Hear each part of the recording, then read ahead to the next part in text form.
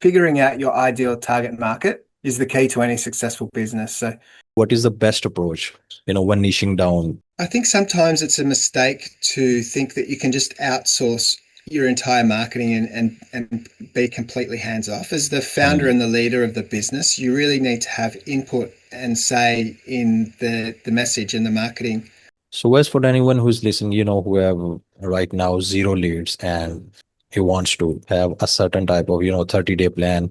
So what are your suggestions to the things that actually move the needle? I would say to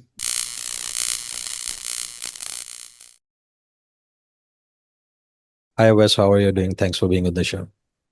Yeah, fantastic to be here. My pleasure. Thanks for making time for me. You're welcome. So Wes, what I love about your journey is 20 years in the trenches, no theory stuff, all practical stuff. And I'm sure you have seen lots of businesses as well along your journey. So tell us a little bit about your journey and what is the biggest mistake you see, most of the businesses making, whether in terms of marketing, their website or anything.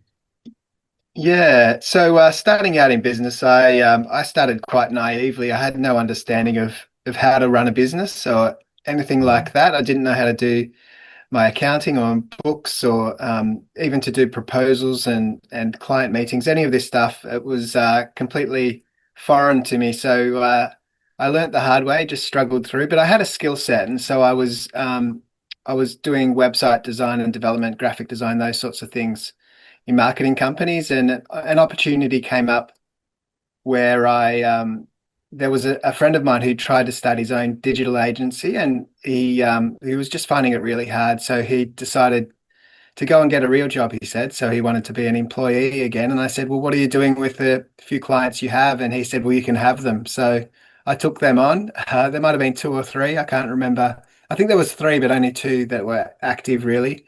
And started with those couple of clients and built it up, to over the course of times and figured it out. But there's lots of marketing mistakes I've made personally.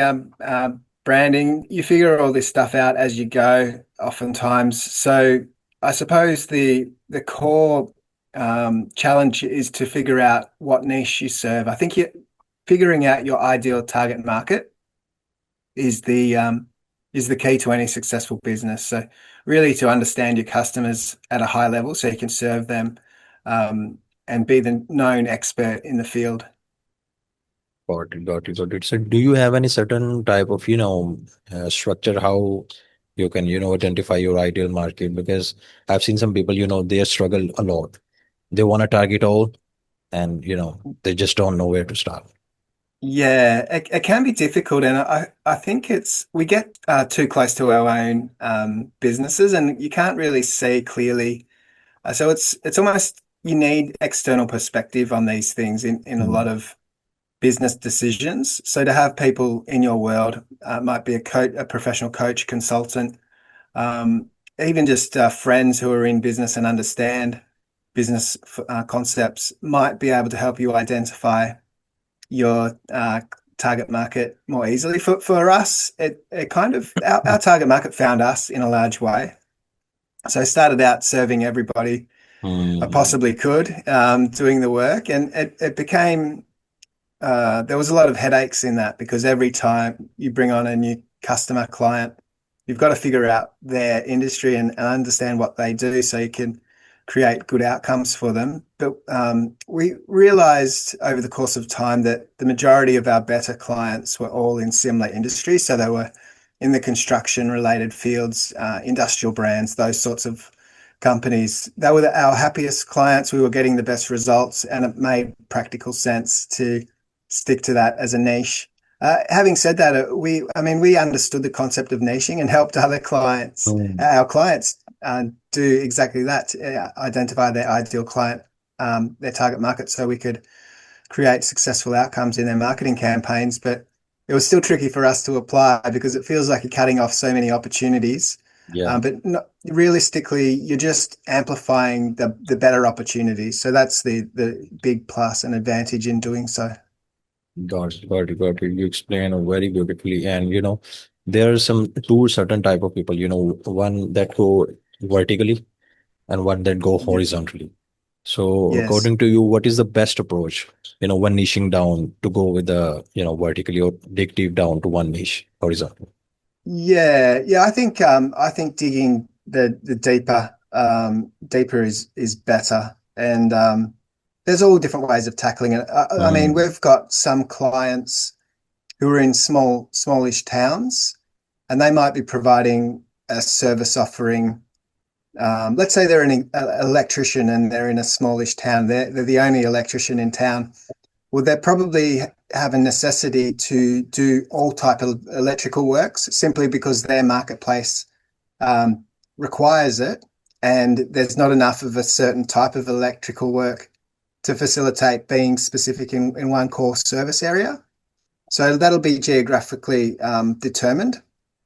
So it's really a balancing act. If you're in a larger city, you've got the capacity to really be specific and only provide a certain couple of, even maybe one service or a specific set of service offerings or product offerings if you're in a large city. So it depends on the nature of where you are and mm.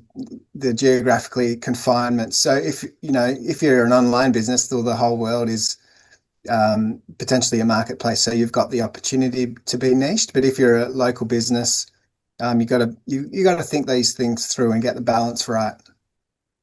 Absolutely, absolutely, totally, totally got your point. And it comes down to, I think, what are your expertise and what are you good at, and according to the marketplace where you want to be. Yeah, Absolutely, yeah, totally, that's it.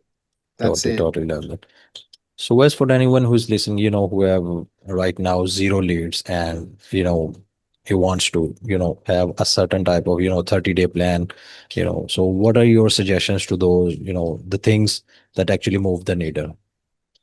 Yeah, so I would say if you're working towards 30 days to make significant changes, and really get the leads flowing in continually from that point on, from 30 days on, or even during the process, is to really consider your core pillars of marketing. So I would say get your website Mm, refined, make sure it's on brand, on message, precisely what you want to do, a clear, concise, compelling message, and for people to be able to take action, a call to action that's really easy to understand and people to take on. So sometimes we've had our marketing material and collateral, and this goes across the board, all forms of marketing. We've had these mm, things in place so long that they've become redundant. Business has changed, evolved, things have changed, and they no longer serve the purpose. So what happens over the course of time is we start to add more and more to a website, let's say, and it just mm, dilutes the core message. So you really want to distill down precisely who you are. So then you've got a pivotal position where you want to draw everyone in. So our goal for most of our clients, and it's a simple strategy for all social media marketing, the goal for mm, social media is to get people off social media. And where do we want them? We want them into the website. Now, the mm, social platforms don't want to do that. So it's a bit of a battle and a balancing act. But ideally, we want people in the area in which we control the marketing message to a greater degree.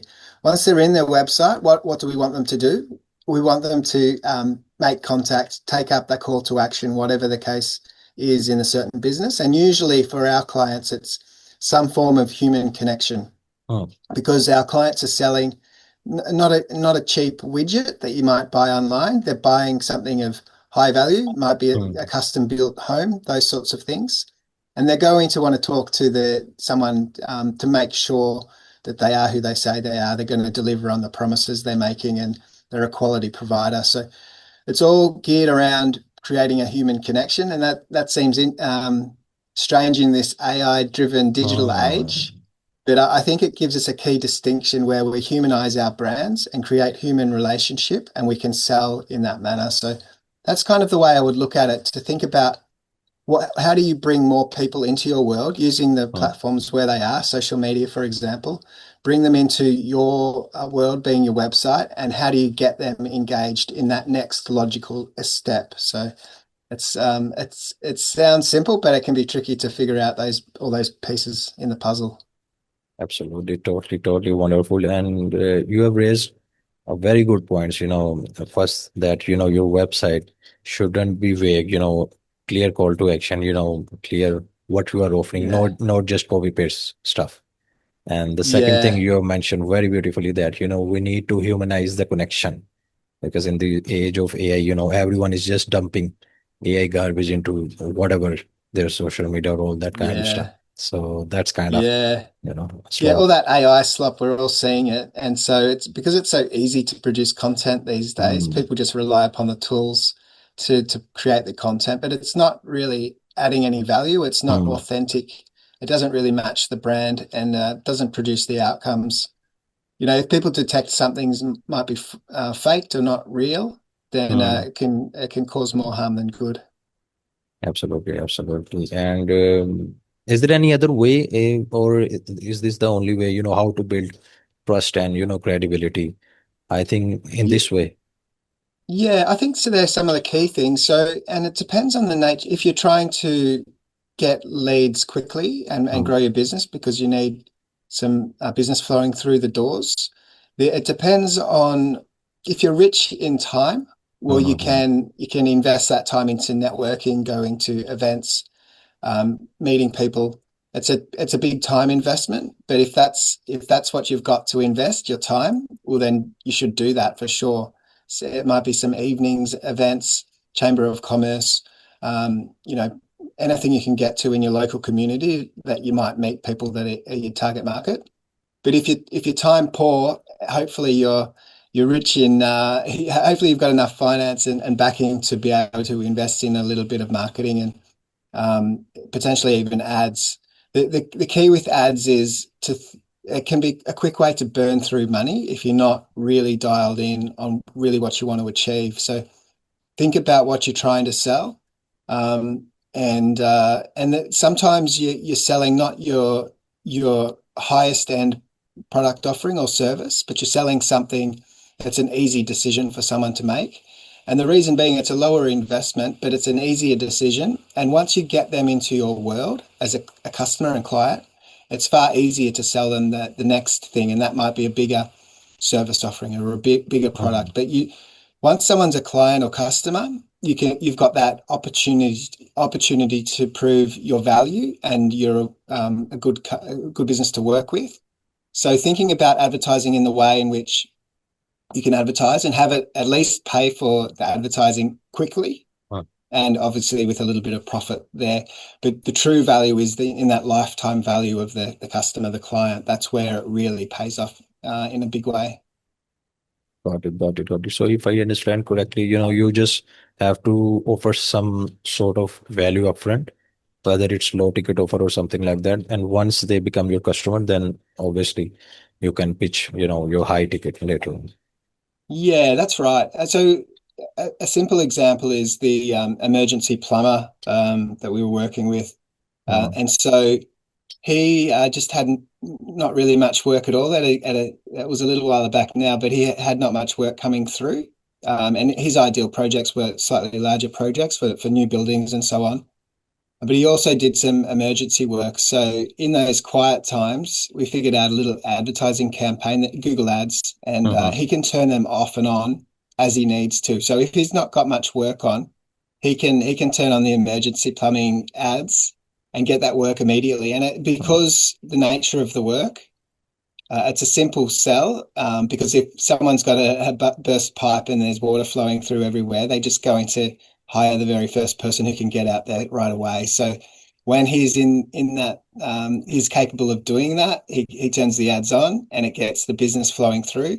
And ideally, those people who got that emergency work done, they're obviously paying a premium for the rush emergency rate, which might be in the middle of the night or whatever it mm. is.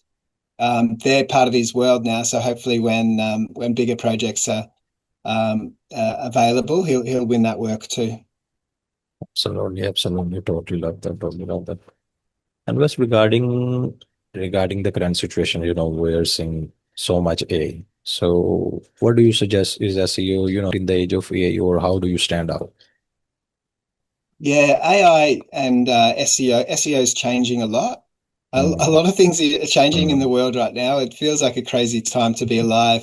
Yeah. So business is being impacted, from fuel and so on, and who knows how long that will last, and building materials going up, and everything's going up in price eventually.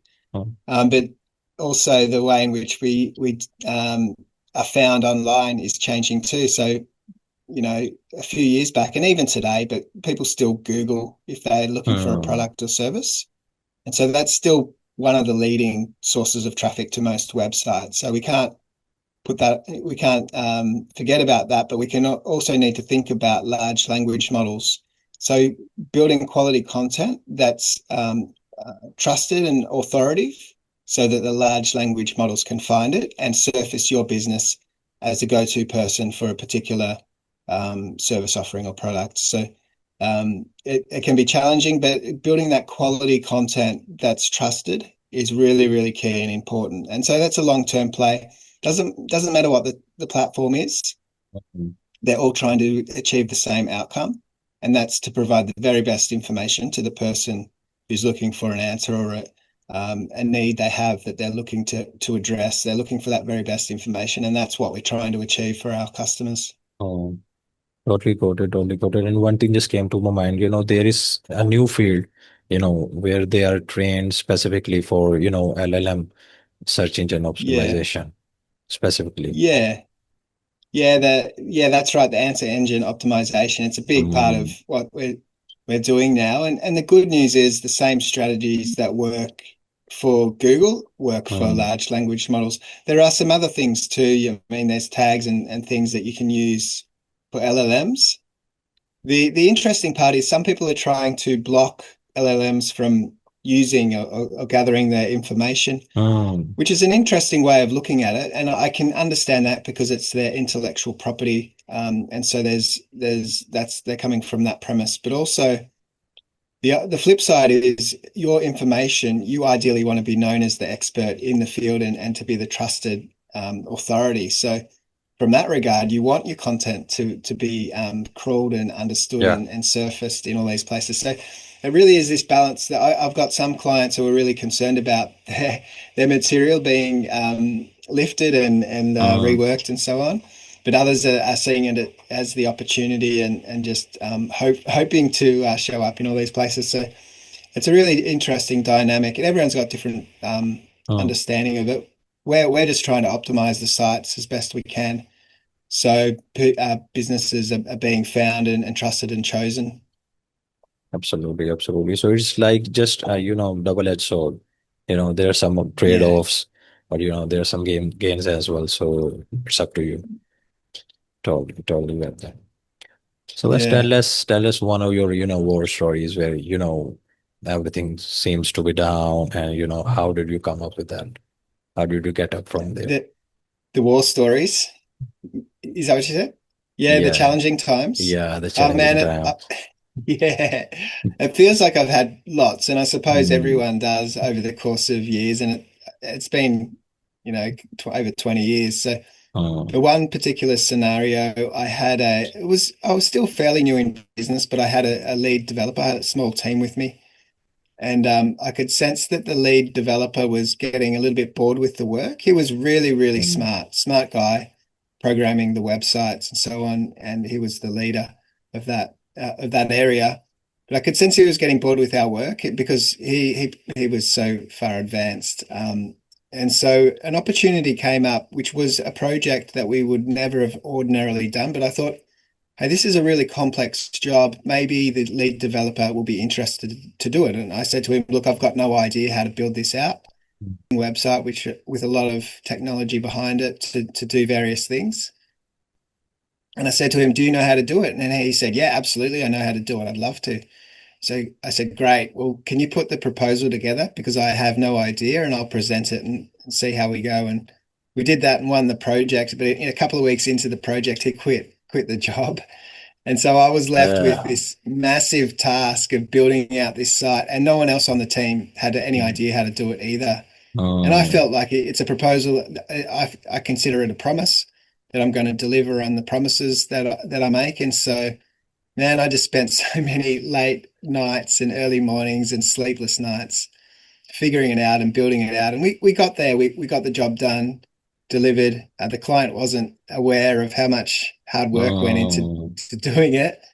But we lost a lot of money, not so much on the project itself, but opportunity cost of not being able to take on other projects because this was all consuming. I stopped doing any like networking and lead generation and sales because I was just all consumed on doing this one thing. So Uh, lesson learned the hard way to just stick to your lane, stick what you do best, and not to take on projects for all the wrong reasons. So taking on uh, that job just to keep the lead developer engaged was a terrible decision, uh, and it didn't work anyway. So lesson learned the hard way, not to do that again. There's been yeah. lots of lessons learned the hard way. Maybe I'm a slow learner too, so we'll see. Yeah, man. Totally, totally relate to that, and the lessons, I think that there you should always have, a backup plan, not to rely on one Yeah. resource too much. Yeah, 100%. It's so important because people get sick or family Mm, crisis. There's things that go wrong. So if you're dependent on just one person, it just makes you so vulnerable to things going not quite right. totally, totally, totally understandable. So, Wes, regarding the current age or the future, what's the one thing you should suggest people should be, start doing or stop doing? Yeah, well, everyone's talking about AI, and there's massive concern around job displacement and people losing their jobs or businesses and career paths, and everything is changing already. But it's obvious it's going to continue changing. So it's about positioning yourself and your skill set in readiness for where whatever trajectory your career path is on and business is on. And it's hard sometimes to perceive precisely where it all goes, but doing your best to understand AI and its application is the best thing you can do. And no one has all the answers, but I would say for those that are reserved and reluctant to even get started, just start with ChatGPT and pay the price to Mhm. get the commercial version. And what I would say is to encourage people to start thinking about typing less into their ChatGPT and speaking more. So if you Mm, haven't got a microphone on your PC, get one because it's far superior in my view when you can talk to AI because it's large language models. It understands language. So when you're delivering lots of words, you'll do it far more. You'll deliver far more nuance in what you're trying to achieve when you speak it out.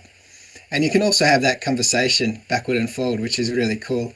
And just by doing that as a practice, changing your habits from typing into your keyboard into speaking to your device, I think you'll start to pick up and learn its true power and potential. Now that's just talking to the AI itself, and once you get a grasp of that, you can start thinking about agents and delivering at a more sophisticated level. But you really just got to get started to understand the mm, capacity and to see the benefits of what might be, whether it be in your business or your career path. Because all of us need to bring value. It's to the marketplace, and that value, what is valuable, is changing very fast. totally, absolutely, absolutely love that. When you speak, you have much more context than you have. Like, absolutely, totally love Yeah, that. And yeah. any one thing which you see, where most businesses, stop doing because the most businesses, they waste their money, or what are some of the pitfalls, they should avoid? Yeah, I think sometimes it's a mistake to think that you can just outsource your entire marketing and be completely hands off. As the founder Mm, and the leader of the business, you really need to have input and say in the message and the marketing. And so I would say if you've got capacity to do so, be involved in your social media, for example. Now, that's not to say you need to do all the publishing and posting yourself, but the thought leadership needs to be coming from the top. It needs to come from the founder who has the true vision for the company so that we can make sure it echoes through every piece of material. So I would say not that you want to micromanage anything, but you need to have an understanding of what's happening because sometimes I see this all the time. Businesses just get so busy doing the work, and they just think that they can just delegate marketing to someone else, but they're not going to have a full understanding until you've spent the time to discuss it at least with the marketing manager or Mm. just discuss it with someone like us. So get involved in the vision and direction. You don't need to be hands-on, but you do need to have an understanding of where you're going. So then you won't waste money. Every dollar spent should have a good return on that investment. Absolutely, totally love that. Totally love that. And these are some really practical, tips which businesses should, implement that. And just before we wrap this up, I have one question which I really love to ask from my guest that if you just travel and go back to the, younger Wes, so what suggestion would you give to him? I would tell myself to be more brave. I think Mm. starting out, because you realize there's gaps in your knowledge, you can be a little bit self-conscious and reserved and not take take on opportunities because you just think, yeah, well, certainly for me, I was just a little bit maybe shy or concerned that I wouldn't do a good job. But I think just making brave decisions is always beneficial, even if they don't work out precisely how you think. The learnings that come from those brave decisions are well worth it in the long run. Even when things don't go quite according to plan, it's well worth making brave decisions to move forward in a productive way. Totally, totally, absolutely love that. And, Wes, on that note, once again, thank you so much for being on the show. It was an absolute pleasure talking to you. Fantastic. Grateful to be here. You take care. Bye bye. Bye.